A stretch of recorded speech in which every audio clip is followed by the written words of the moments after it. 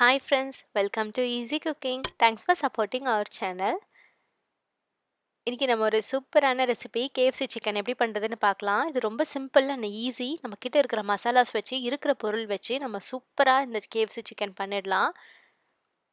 ரொம்ப டேஸ்ட்டாகவும் சூப்பராகவும் இருந்தது. கண்டிப்பாக ட்ரை பண்ணுங்கள். உங்களுக்குமே இந்த ரெசிபி ரொம்ப பிடிக்கும். இன்னும் எங்கள் சேனலுக்கு நீங்கள் சப்ஸ்கிரைப் பண்ணலன்னா இப்போவே பண்ணிடுங்க. பக்கத்தில் இருக்க பெல் ஐக்கானையும் ப்ரெஸ் பண்ணுங்கள். எங்களோட வீடியோஸ் உடனுக்குடன் உங்களுக்கு கிடைக்கும். ஒரு பவுலில் 1 கிலோ சிக்கன் எடுத்துருக்கோம். அது வந்து முக்கியமான விஷயம், தோலோடு எடுத்துக்கணும். தோல் உரிக்க வேண்டாம். அது ஒரு பவுலில் சேர்த்துக்கிட்டு ஒரு 3 ஸ்பூன் அளவுக்கு தயிர் சேர்த்துக்கலாம். ஒரு நல்ல க்ரீமி டெக்ஸ்சர் கொடுக்கும்.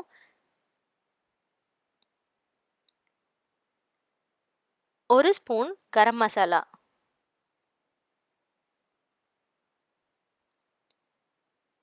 கொஞ்சமாக பட்டை இருக்குல்ல, அதை வந்து அரைச்சி ஒரு பவுடர் மாதிரி, இது எங்களுக்கு கடையில் கிடச்சிது, இது நாங்கள் அப்படியே எடுத்திருக்கோம். இது இல்லைன்னா பரவாயில்ல, இது ஆப்ஷனல் தான்.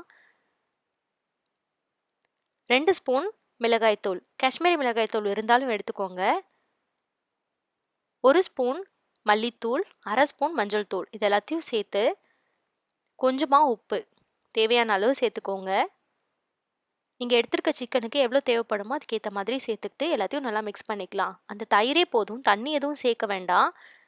இந்த மாதிரி நல்லா கலந்துக்கோங்க. எல்லா மசாலாஸும் நல்லா மிக்ஸ் ஆகணும், அந்த மாதிரி கலந்துக்கலாம்.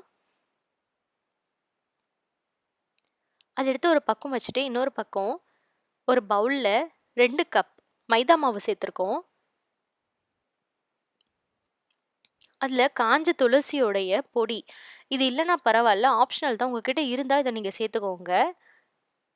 தேவையான அளவு உப்பு, இதில் கொஞ்சம் ஒரு 1/2 ஸ்பூன் அளவுக்கு இது மாவில் உப்பு சேர்த்துக்கலாம். சேர்த்து அந்த மாவும் உப்பு எல்லாம் நல்லா கலக்கிற அளவுக்கு நல்லா மிக்ஸ் பண்ணிக்கோங்க. பண்ணதுக்கப்புறம் நம்ம வச்சுருக்க அந்த சிக்கனை அதில் சேர்த்துக்கலாம். பெருசாக எதுவும் மேரினேஷன்லாம் இல்லை, ஜஸ்ட் நீங்கள் அப்படியே எடுத்து இதில் நீங்கள் சேர்த்துக்கலாம். அது மேலேயே ஈரப்பதம் இருக்கிறதுனால மாவு ஈஸியாக அது மேலே ஒட்டிக்கும். நீங்கள் ஜஸ்ட் நல்லா இந்த மாதிரி அமுத்தி அமுத்தி விட்டுக்கோங்க.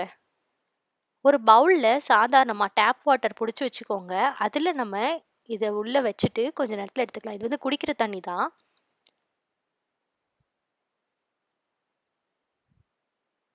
குடிக்கிற தண்ணியில் கொஞ்ச நேரம் வச்சுட்டு எடுத்து மறுபடியும் இது மேலே மாவை கோட் பண்ணணும். அந்த ஈரப்பதத்தில் மாவு நல்லா பிடிச்சிக்கும். ஸோ அதுதான் நல்ல டேஸ்ட்டும் அந்த க்ரன்ச்சினஸும் கொடுக்கும். ஸோ அது மேலே நல்லா மாவை தடவி விட்டுக்கோங்க. எல்லா பக்கமும் திருப்பி திருப்பி மாவு நல்லா கோட் ஆகுற மாதிரி நீங்கள் பரட்டி எடுத்துக்கோங்க. இப்போ எல்லாமே நம்மளோட சிக்கன்ஸ் எல்லாம் பொரிக்கிறதுக்கு சூப்பராக ரெடி ஆகிடுச்சு.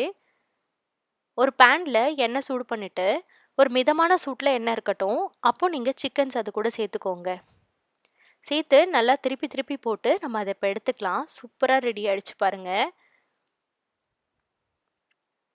அதுக்கப்புறம் சின்ன சின்ன பீசஸ் போடுறோம். ஃபஸ்ட் பெரிய பீஸு மட்டும் தனியாக போட்டு எடுத்துட்டோம். வேகிறதுக்கு ஒரு 15 நிமிஷம் வரைக்கும் ஆகும். நீங்கள் அது போட்டுட்டு திருப்பி திருப்பி போட்டுட்டு ஒரு 15 நிமிஷத்துக்கு நம்ம அப்படியே விட்டுடணும்.